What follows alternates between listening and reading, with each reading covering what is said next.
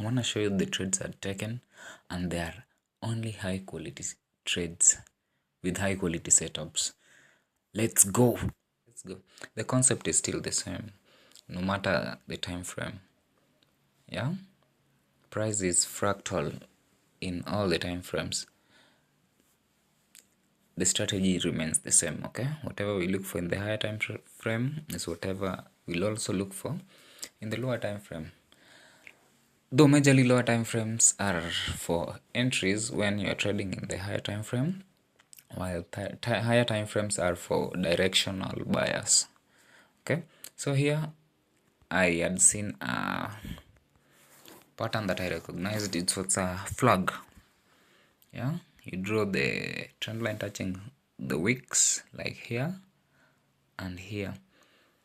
Okay, and to my observation, what I've seen for perfect or close to perfect flag patterns, only look for charts that the wicks touch, especially 3 or more. Yeah, those give good results, especially if you are a beginner. Look for such.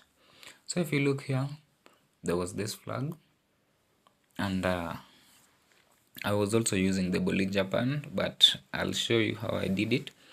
So this was a bearish flag. Bearish flags go down.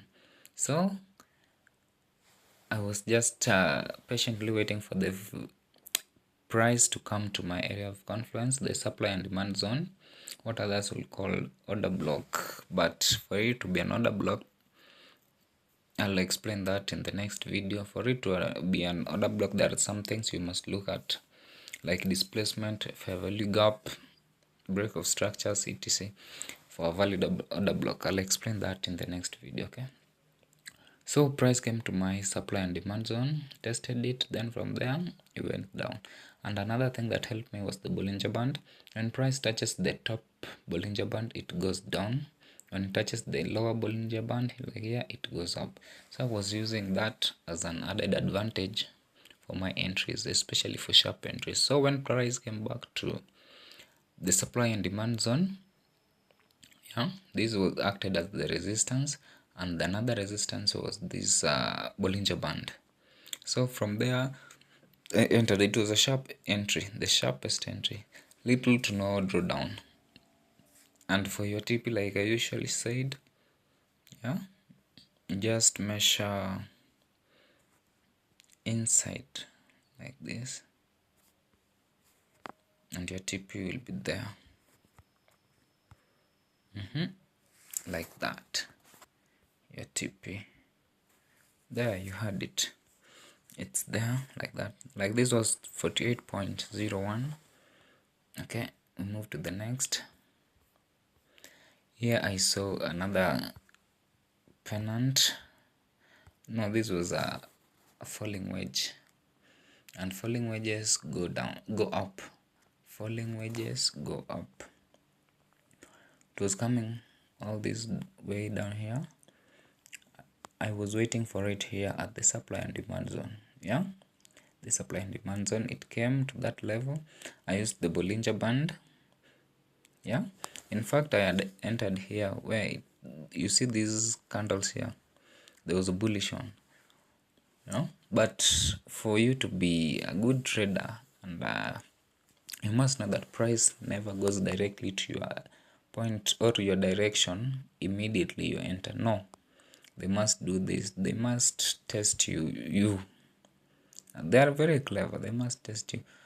They want you to panic, and they also want you to be greedy at the same times. So when you over leveraged, a little pullback like this one will have taken you out. Okay, but we'll learn those with time. You get familiarized with it, and everything will be okay. So it came back to the supply and demand zone that acted as the support.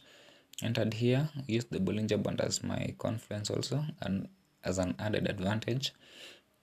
When it came there, I entered, and price went all the way up to the TP.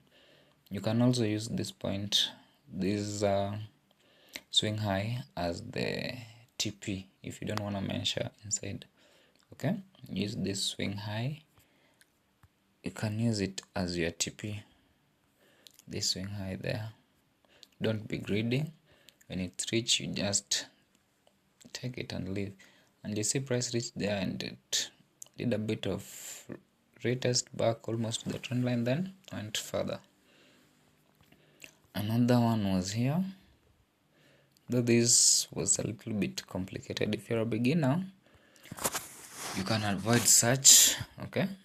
You can try to avoid such because you might lose your money, but for these other ones who are very perfect, clean setups only, measure on those ones. Okay, the concept is still the same here. This was a falling wedge. It came back to the supply and demand zone.